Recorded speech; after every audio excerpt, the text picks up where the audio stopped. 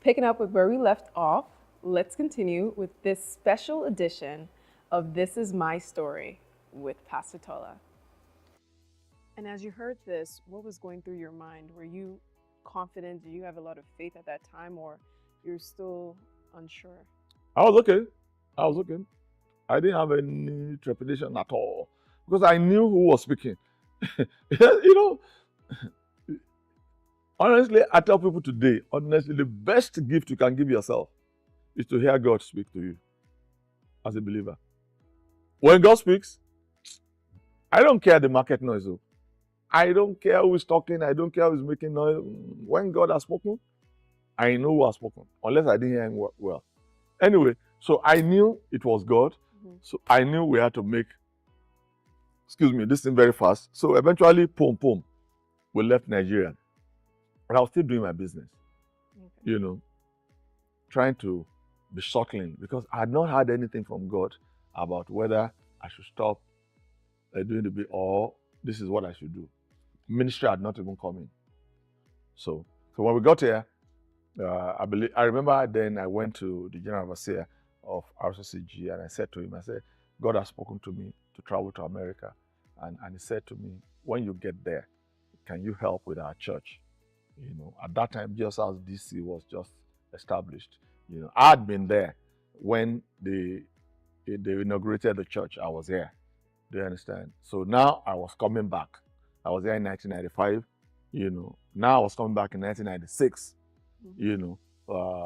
And the church was like a year old, and so we joined the church and everything. And in the course of joining the church, I had some goods back in UK that I needed to pay for, and these goods we had taken a loan from a gentleman, to run part of our business. And this gentleman is passed now, very good man. So he loaned out the money and we paid him interest on the money and all that. And he loaned out the money in pounds, in sterling. At that time, a container, we spent about £30,000 to fill a container. Do you understand? So we're going back and forth. I was the one in charge of the operations. I'd have to travel to source all the engines of cars and things that we were selling, to load it, get it out. And anyway, so I called my brother and I said to him, oh, there's so much naira somewhere, go to the bank, collect the money. He went to the bank, collected it. I said, go and change it to pounds. When you change it, take it from Ibadan. Ibadan, where's right where we had our shop, So I said, take it to Ibadan, but we had the office in Lagos. Okay. I said, take it to Lagos and take it to the man that I talked about, who loaned us the money. I knew the man was traveling that night to UK. So I was going to leave America and go meet up with him in UK. Then I'll collect the money, So they said, fine. I said, make sure you do what I said. He said, fine. So he was at the bureau to change. You are changing the money. So evening time, I called the man about 6 o'clock. I knew the flight was about 12 midnight, 11:30. I said, oh, sir, do you have our money now? He said, what money? I said, my brother was supposed to bring the money to you. He finished transaction about 10 a.m. Lagos to Ibadan. It's not whatever. I had a driver and a car, that was going to take him, that's my brother, to this man. He said, he has not seen anybody. So I called my brother. I said, what happened? The man said, where are you? He said he was in Ibadan. I said, doing what? I said, so what happened to the money? He said he gave the money to the driver. Oh.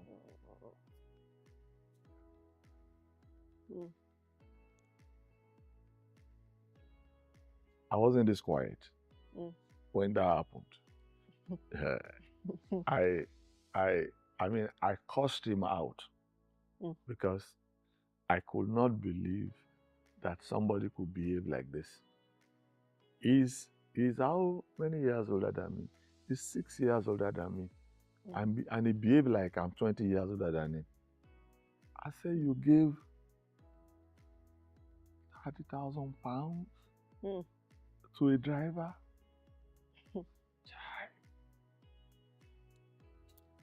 That was the end of that money.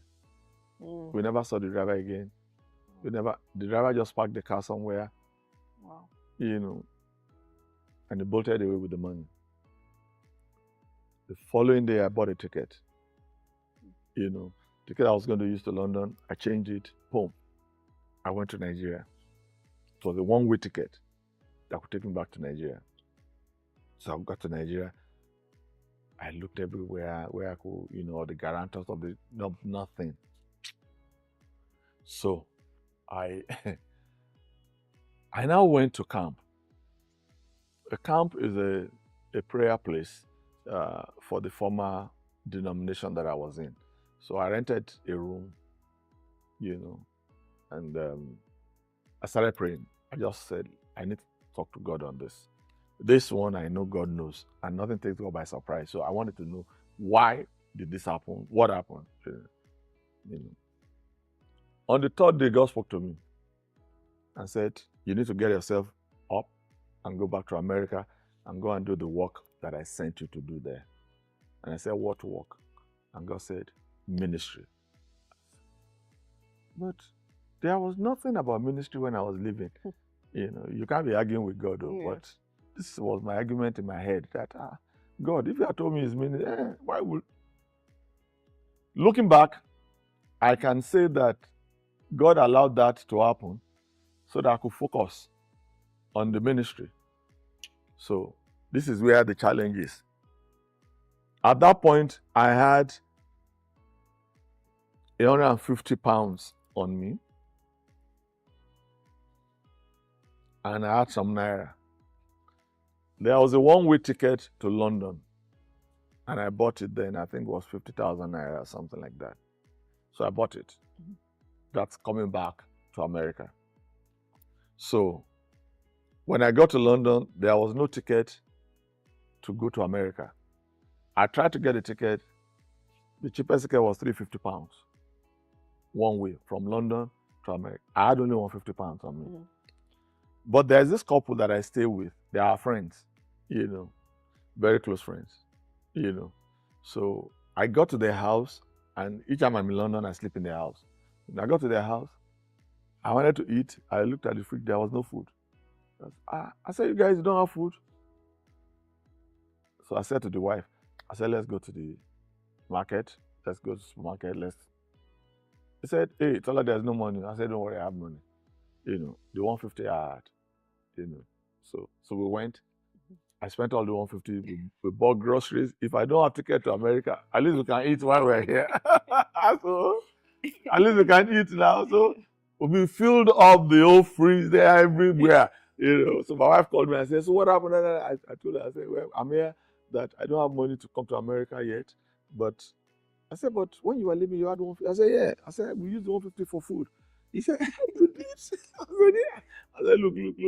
We cannot die here. Let's just eat first, and then we'll be able to think straight. I'm telling you, So I believe the following night, a pastor that was in town, and he said to me, please, can you preach for me on Sunday, please? And I said, oh, why not? I'm not doing anything. I said, I didn't want to preach because I wasn't in the mood. And he said, but that. So I went to his church and I preached for him. But it wasn't there. That's another story. Anyway, I preached for him. That was it. Then we had an FOL, Festival of Life. And I went there and I saw the wife of my former general overseer, and she said to me, oh, by the way, did you ever find the money that was lost? I said, no, that we didn't get the money. We didn't find the money. She said, So she said, you're a big boy, but what can I do? But let me just give you something. So she gave me 150 pounds. So I said, okay. She said, thank you, and da. Then I had preached for this pastor because he wasn't there. So on a Monday, the following week, he came looking for me in the house I was staying. Mm-hmm. And he said, oh, Pastor T, thank you for preaching for me, that people enjoyed it, da. He said, but I'm sorry I wasn't there. But please, this is a token from the church for you, And he gave me 300 pounds, if I'm not mistaken, as an honorarium. So, and that was 450 pounds. The 150, and then the 300 pounds. That was our bought ticket of 350 pounds. Wow. So I had 100 pounds. When I came to America with the mindset that I was coming here to live finally, I had 100 pounds on me. Wow. So came back here, started. Now, at this point, I knew God wanted me to start a church. At this point, So I went to the General Overseer, of the denomination then. I said to him, "Oh, sir, God has spoken to me, and this, I wanted him to start a church." And he said, "Oh, that would be good, So one day, Pastor Gandhi, who is the KBC now, called me and he said to me, "Oh, Tola, I think it would be nice for you to start a church in Baltimore." I'd never been to Baltimore. I didn't know Baltimore. The church was in Silver Spring, where I was helping out, assisting Pastor Gandhi then. When we got here, we used to live in DC. From DC, we now came to Silver Spring. That's a whole story on its own, but I don't want, maybe I should just leave all that one, So eventually, so he said to me, Baltimore. I said, no problems, So when I knew we were coming to Baltimore, the issue now is, how do we start the church? At that time, the church in Silver Spring was about 2 years old. They were struggling, But in the midst of their struggle, I remember Pastor Gandhi said to me, excuse me, no, our pastor in Nigeria, Pastor Tony, had come in and he said, "Oh, Tola, we don't really know what you want to do. We are not sure if God has called you to pastor or to preach or whatever." He said, "But what we'll try and do is that let's try and see if we can set you up to start a church. And for 3 months, if we support it for 3 months, if nothing happens, then that's it." And everybody moved their way. I said, okay. So this church was started on an experiment of 3 months. We're 28 now, years now. So the church in DC, of course, they didn't have money. They didn't have resources or anything. But the pastor said, okay, we'll support you every month, So they gave us allowance every month for 3 months. So when it came to buying the instruments, when we started, I had not lived in America for too long, so I didn't have credit like that. But we went to Washington Music in Wheaton, and they signed a credit for me for $5,000. So I used the credit to buy instruments. And that's how we came, to Baltimore. And the church started. Now, from the day the church started, I knew God was into this. I knew what God was in it. And the challenge for me was, what message are you giving me, God, to preach? And God said to me, use your life story and use how I've brought you this far to encourage people also to know that if they trust me, I can take them to levels they would never, they'd never thought of. Well, that brings us to the end of this episode. A huge thank you to Pastor Tola for sharing such powerful and personal stories with us. Stay tuned every Friday at 2 p.m. Eastern Time as we dive into further chapters of his story. Thank you.